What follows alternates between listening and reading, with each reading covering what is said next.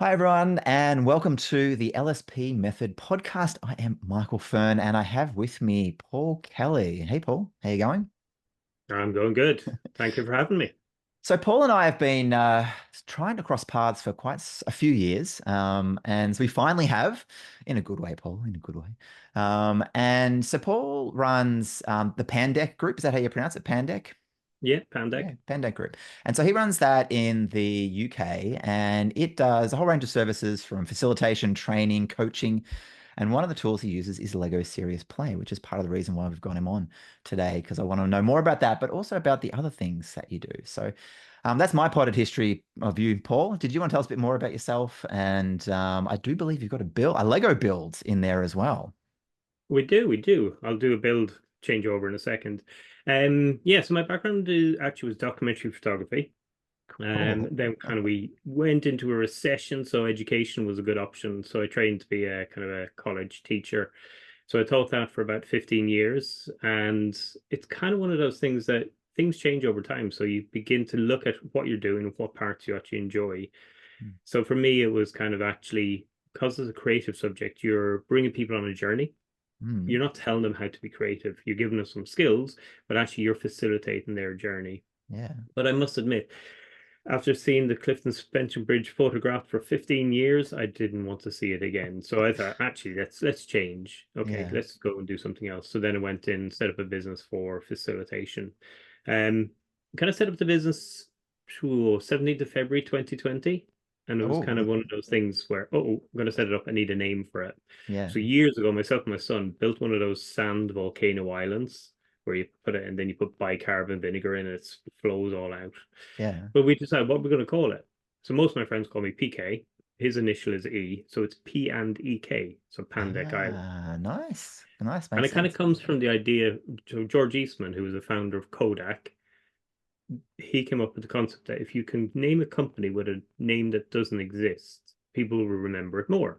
Mm. So he listened to the Box Brownie camera going Kodak, and that's where he got the name Kodak. Now, Interesting. unfortunately for me, I called it Pandec right before that thing that Oh, happened.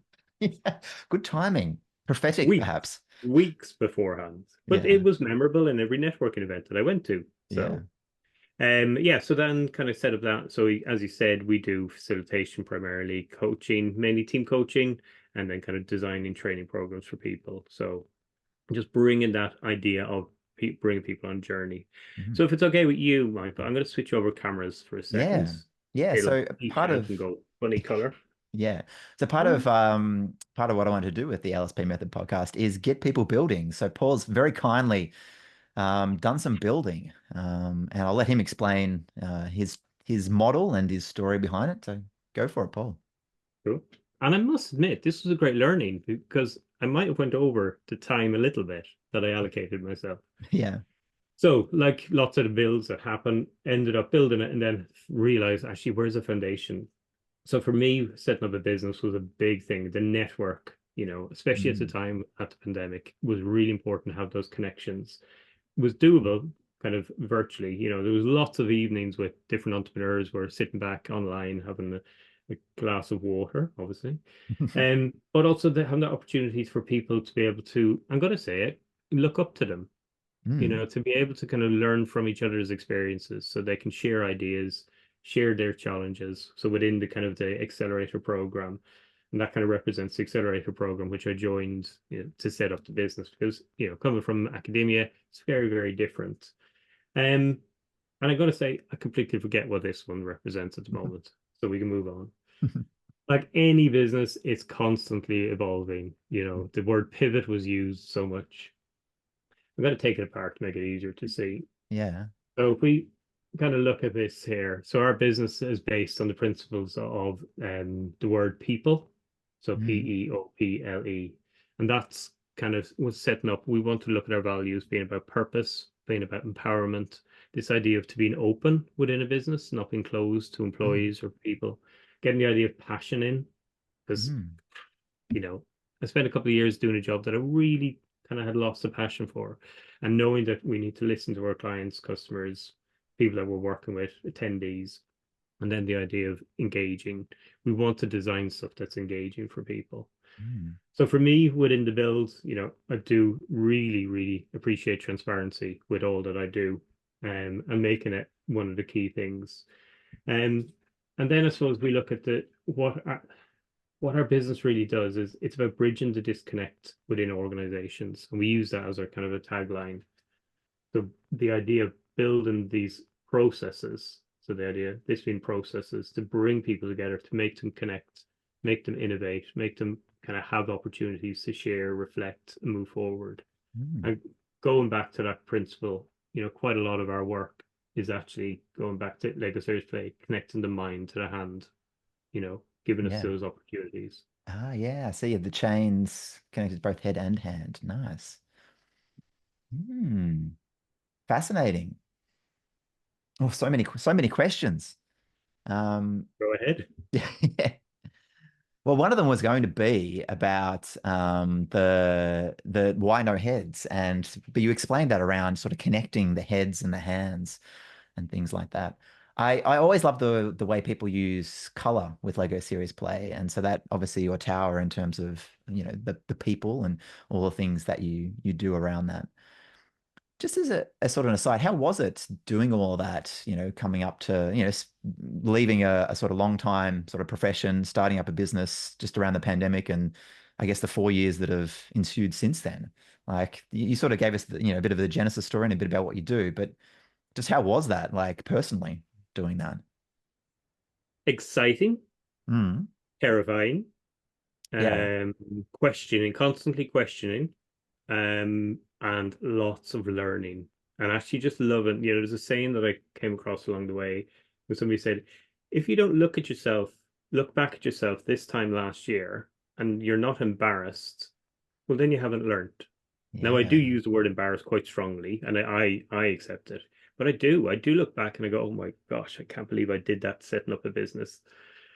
But then you realize, well, this is brilliant because I'm learning, things are changing, I'm adapting, I'm trying different things. And it is going back to that kind of Carol Dweck, that growth mindset, that idea of Mm, give it a go and see what happens. yeah. Um, but yeah, for me, it was a key, like the net in there, because I built a tower and then I realized, well, actually, I need to go back to the beginning. So I was on an accelerator program with a particular bank, and if it wasn't for that sense of community, for that sense of learning from each other, sharing, connecting with people, understanding, rather than Googling everything I need to know, having a conversation with somebody in a hub or Mhm. online and kind of going, what's a CRM? Why do people keep saying this? I don't know what it is. Yeah. These things, but then be able to further down the line share it back to people. Um, I've been asked a couple of times, do you ever regret leaving a steady professional career to go and risk it for a biscuit? Mm, No, yeah. there's not been. I'm so glad at this point, after 4 years, there's not been one day where I haven't gone looking forward to going to work. Yeah.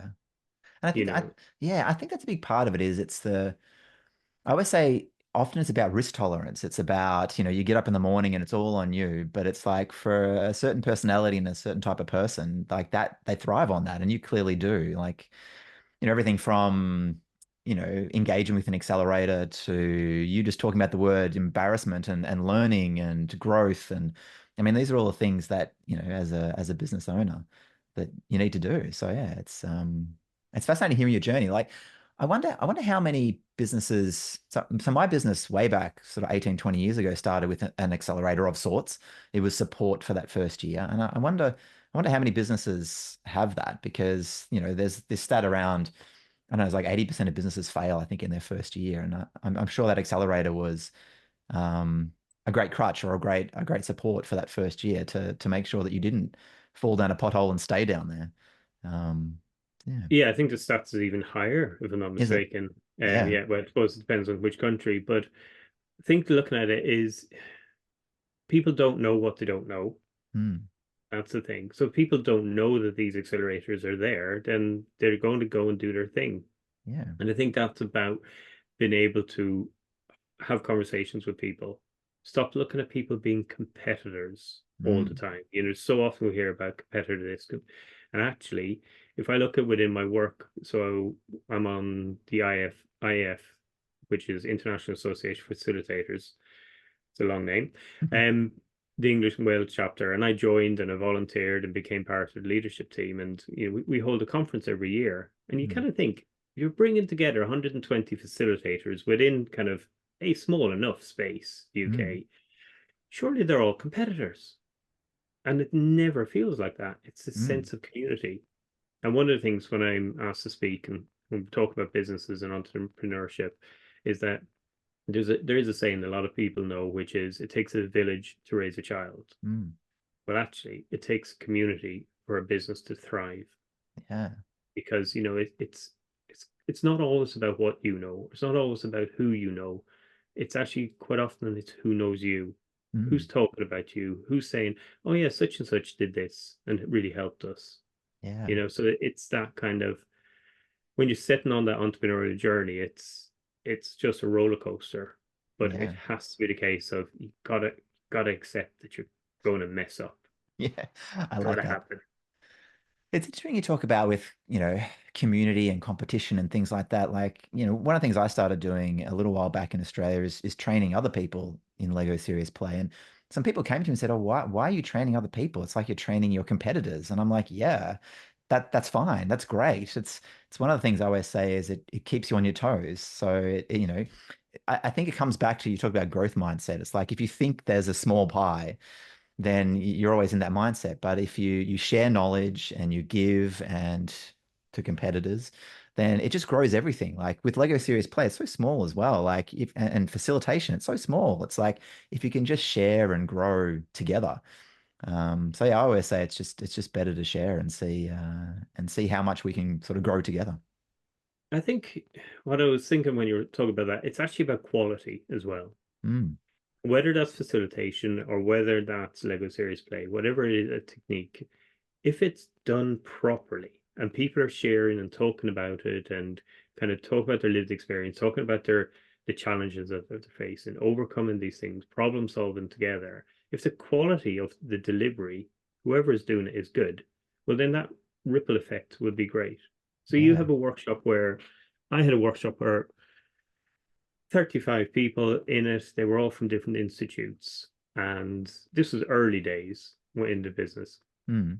Quite a lot of academics, engineers, doctors, professors, and stuff like that. And it was all looking around a certain topic in relation to funding, but they didn't know each other.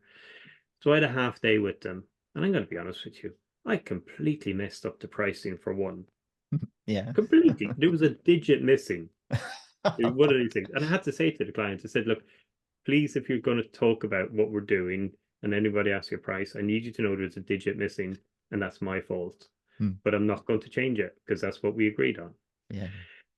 Anyway, so yeah, it was kind of one of those workshops. But from that space, just one person appreciated it and went back to their institute. And Mm. that's led to about 25 different workshops. Yeah. So if we can just that idea of the quality that we're sharing, we're learning from each other, we're keeping that standard, so to speak, even though it's open source. Mm. You know, we had a situation in the UK where there was a council, like a government council, had brought in somebody to do, and I don't know, basically it was a Lego workshop. They Yeah. they titled it. That's not officially what it was called, and they completely made a mess of it. Mm. And that went a ripple effect through newspapers, people hearing that this is a silly process. Yeah. So I think being able to talk about it, being able to share, yes, competitors to a certain degree, but actually, if LSP or facilitation has a good name, people remember it, Mm. then yeah, there's plenty of business out there. Yeah. And as we turn more to Lego Serious Play with the next little section, um, you mentioned quality before. Like, I just think the method itself, I always say the method itself is so magical. It just works so well. It's had, 20 plus years of, hundreds of people developing it and fine tuning it and testing it that it just getting people in the room is the key. And then from that, you do it well. And then, like you just said before, it just spreads. And so interesting, you're saying, you dropped a digit, but you got so much more work from it. And that's because, you did it well and it's a great method. And And I think that's the key. It is doing it well, but it's also doing it. It's also getting people in the room, I think, is a key one. But let's turn to Lego Serious Play itself as a method. So obviously you're still doing it 4 years later. How did you come to Lego Serious Play? Like, what was the sort of the path in? Oh, I'm glad you didn't ask me to build a model on that one. I need a bigger base plate. So for those, there's some acronyms out there. So AFL is Adult Fan of Lego. Yep. Yep. There's Dark Ages, which is when a child, a young person, stops playing with Lego and then they take it up again, type of thing. So Yeah, I yeah. never actually had the Dark Ages. Because when I was younger, my older brother, by a year or two, he had the Lego and I had the farm animals. I Mm. was happy, but I wasn't allowed to touch the Lego. That was just, Well, that was it. so it was never really a thing that I had, not a problem. But then, so I adopted my son as a single parent, and you're suddenly in every single evening. Mhm. Okay, you kind of expected it. You adopting as a single parent. That's part of the plan that's going to happen. And somebody had bought him some Lego, and I just started picking it up and start playing with it. I may have realized at that point I had what not well, some people refer to as Lego OCD, but this is quite nice. This is quite therapeutic. So then I might buy him a set and buy myself a set, type of thing. Yeah. Um, so that was just part of becoming an adult fan of Lego. Nothing really then kind of came from that around Lego Serious Play till I'd kind of set up the business. I had, as I said at the time, kind of rebranded myself as a facilitator, Mm. very early stages. And then it was a random text message from somebody going, "Have you seen this?" And just Mm. sent me kind of a clip on some article around it. Yeah. And that's kind of where it started. That was the rabbit hole that you started going down. Yeah. So then I had a brilliant excuse to buy more Lego. Yeah. It's always the way, isn't it? Cool. So how do you use Lego Serious Play at the moment? So I know, I had a look on your website a little bit and we've chatted a bit before about, visioning, but yeah, tell us a bit more about sort of the topics you use and the way you use it. Um, it varied, yeah. So visioning is one, getting Mm. people into that futuristic aspirational state, getting them Yeah. to actually think, giving them the freedom and holding that space for them to be nervous and excited and terrified at the same time. Yeah. But then also a bit of backcasting. Okay, Mm. well, as a group, what do we see are the challenges? Yeah. What's gonna get in our way? And then looking at the solution focused. So we do that quite a bit. We do a lot within the research area.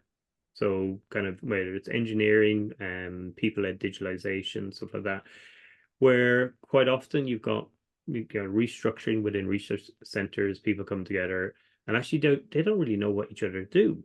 Mm. But if you were to ask some of these people, you could get thousands of hours of them telling you what they're doing because they're amazing work. But actually, that's not really working in the room at the time. So it's actually getting them to see. We do one quite often is a hypothetical 5 million. You have now 5 minutes to tell me what you're going to do with it as an individual and then as a team. Yeah. And they begin to realize where there's an intersectionality between their research and what they're working on. Mm, cool. What else we use it for?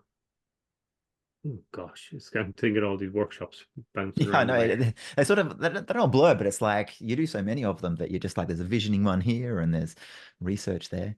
Um, so well, try and think about a specific one. So have you had any sort of standout ones or ones? I mean, obviously the one with the drop digit was an interesting one, but any with the actual workshops with Lego Series Play, has there been any that sort of stood out, both either amazing or ones that you're like, ooh, a couple of things didn't go right there? I'm always interested in those stories that we can learn from. Okay, let's go one that did recently that really got me nervous. Mm. So I was asked to do a summer school for postgraduates Yeah. from Vietnam. Oh, cool. About 40 people came into the workshop. Brilliant. And well, I don't know how you work, but I kind of have a bit of a sense of humor when I'm working. Mm. So one of the first slides that actually comes on our screen is a big Duplo elephant scrolling across the screen. And we go, let's talk about the elephant in the room. Mm. And then I suddenly realized when actually you could just see its trunk, I was realizing maybe they won't understand what I mean. Oh, in terms of like the metaphor. Yeah. Yeah. And I was right, they didn't. And they had Yeah. no similar. But then I realized that actually the language was going to be a challenge. Yeah. So when I was given instructions, actually the body language, I couldn't read. Are people understanding? I check with people, do all of that. Kind of getting quite nervous because when I was given instructions, there was nothing happening Yeah. to start off with. But it was actually just people working a different way. Luckily, because we were doing a Lego series play, then I could see them visually working.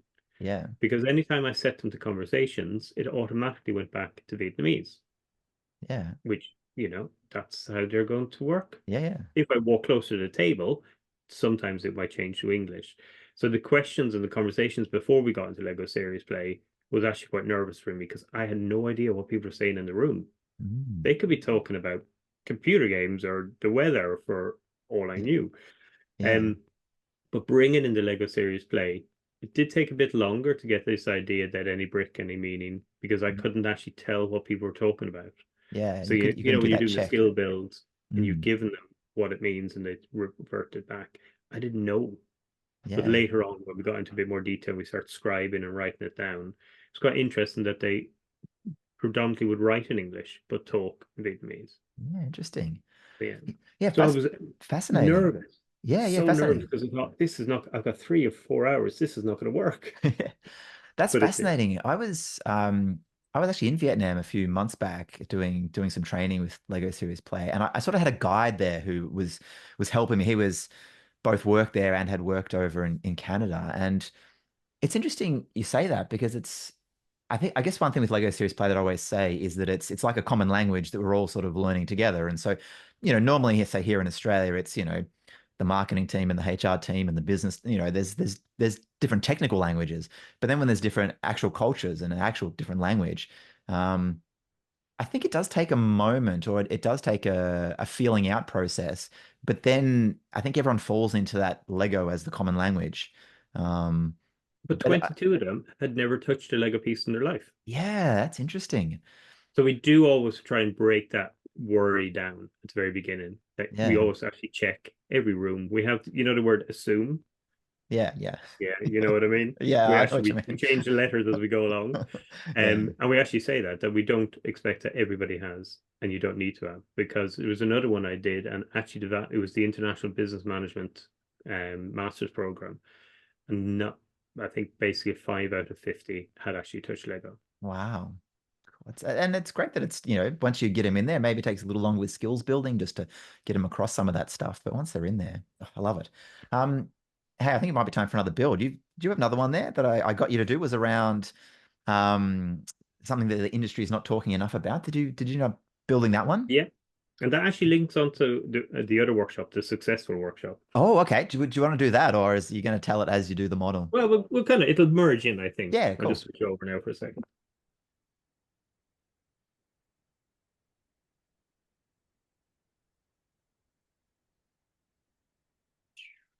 Right. There we go. So this one, actually, I'll talk about the workshop afterwards, but this, if we look under here, is this for me is representing kind of neurodiversity. So I suppose if we talk about what are people not talking about in the industry, first of all, the industry that the blue plate kind of represents for me is mainly facilitation Mm, in that sense. And I do put a caveat. I'm not saying that nobody's talking about it. I'm just saying that when I talk to clients about this, they're shocked that I'm talking about it because nobody okay. else has talked to them about it. Yeah. So it is the idea of neurodiversity. So this idea that people are thinking and actually process things differently. And that's what that represents. And Mm, some of that is this idea of a lead up to a workshop. So if I turn around this way. So the idea of leading up to a workshop for some people can actually be a very, very stressful time yeah. and they're not knowing. So this big climax. So when we talk about neurodiversity, we could talk on anything from ADHD, autistic, dyslexic, the whole array. Mm, And quite often, actually, people who are going to attend a workshop, that build up to it can be really stressful for them. And this idea of entering a room with anxiety, because they don't know what's going to happen, is this unknown that over the other side of it. And that's mm, something that we work with our clients. We can talk about a bit more about that in a mm. bit. Um, this one over here.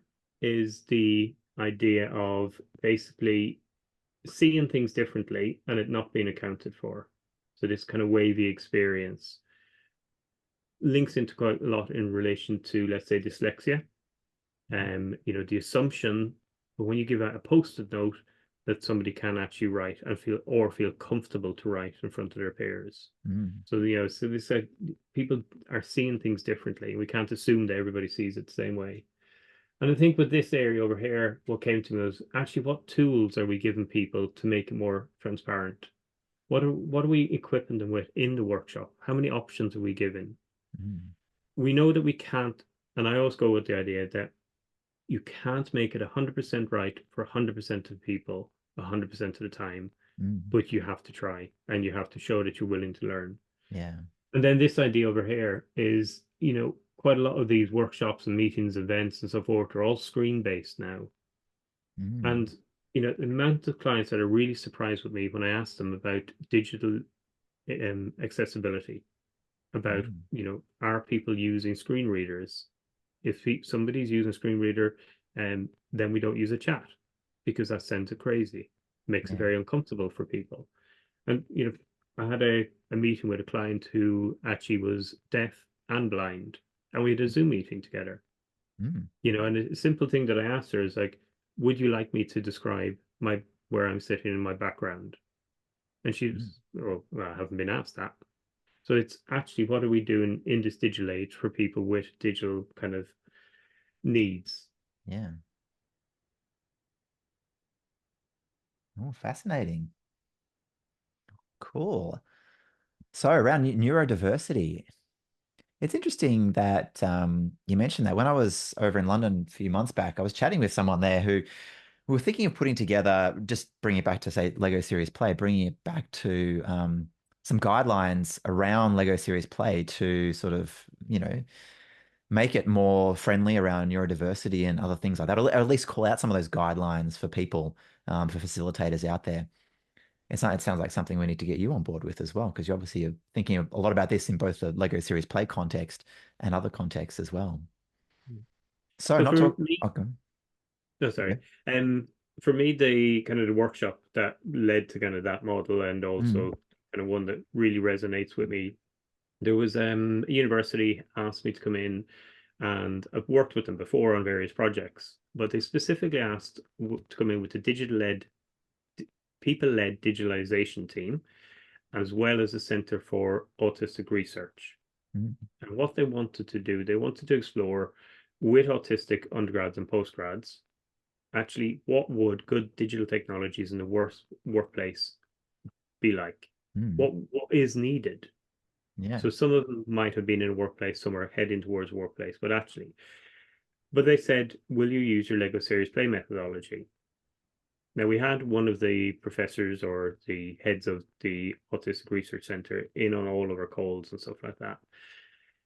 And it was a, a different way of thinking for planning the session. Mm. So a couple of the people in the meeting had already been to several of my workshops, and I said it's going to be different. I said, first of all, I'm going to be buying A3 rubber mats, and we're going to put them forever Mm. because of the idea of pouring out that lovely sound of Lego. Mhm. Actually, it's a too much of a stimulation. It's a Mm. sensory overload. When we looked at kind of how we ask questions, we don't say that any brick can have any meaning or metaphor. Okay, we actually say it represents. So for some people, they find the word metaphor actually terrifying. Yeah.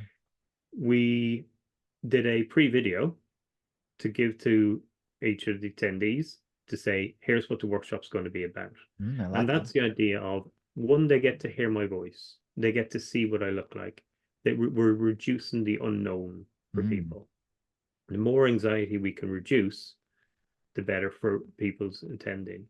Yeah. Down to the simple thing of actually not wearing aftershave Mm. because it's a sensory overload. I have a reputation for wearing quite unusual suits, but on that day I wore a very bland one. Yeah. Strong color, but bland. So there isn't that overload. We looked about the use of space, the extra space, so that people don't feel that they're crowded in. We Yeah. looked at we leave one table empty beside the door because some people they need to know where their exit is and that they are at the closest point to it. Mm, So all of this was basically built in.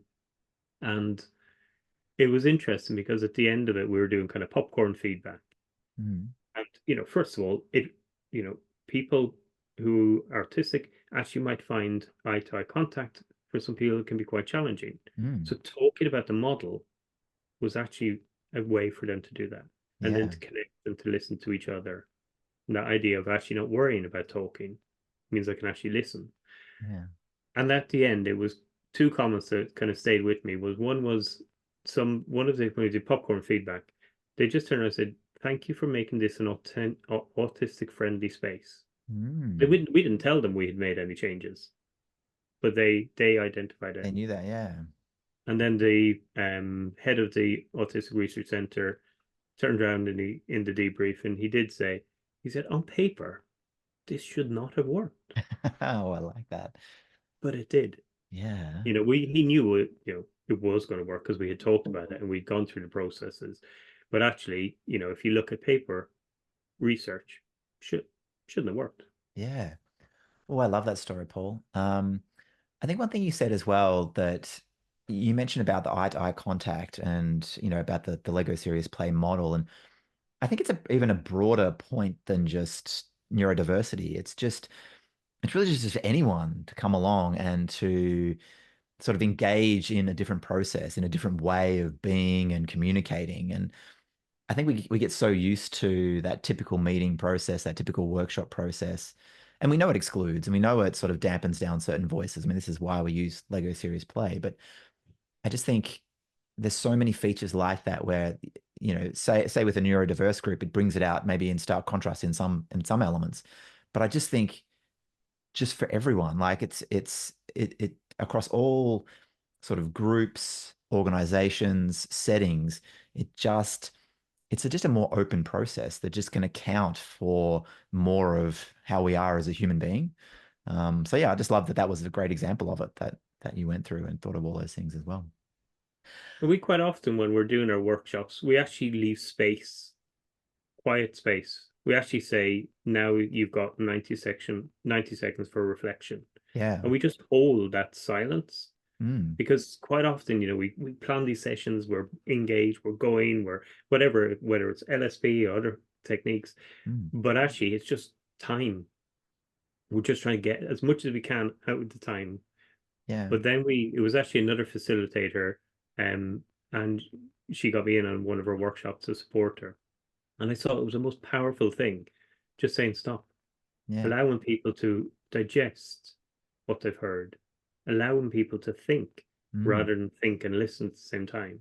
yeah. And yet using that and just giving gaps and letting people just look at their models and have that even, okay, you finished building, Mm, just stop, look at it, yeah. don't talk.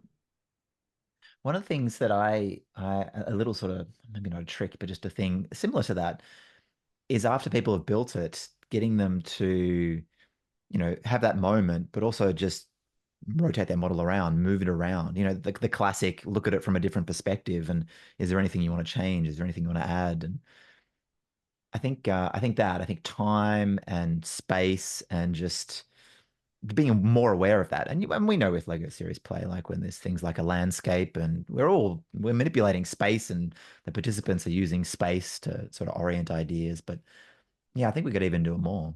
Cool. That's so cool. Now, as we sort of move towards the sort of last bit of our chat, I think there's one more model that I got you to build. I sort of left it fairly open for you as well.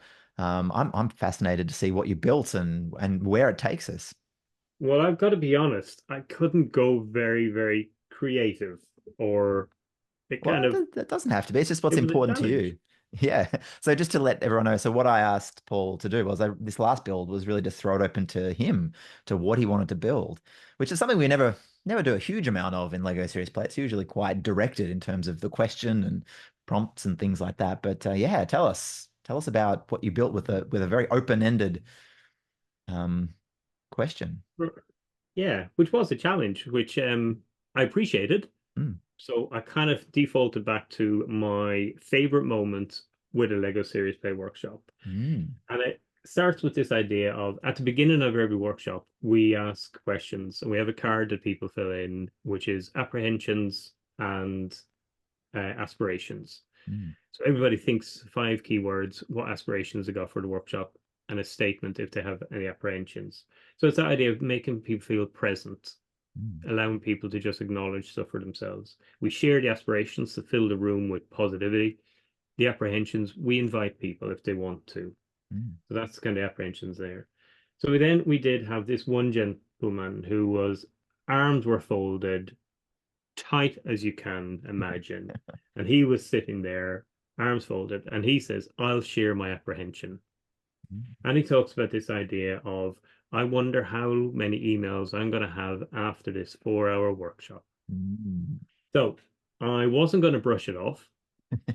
So I thought Nice. I'd actually just be with him, be present, and actually say, I see you. You know, I don't know how many emails you get a day. Mm. But you are free to go at any point.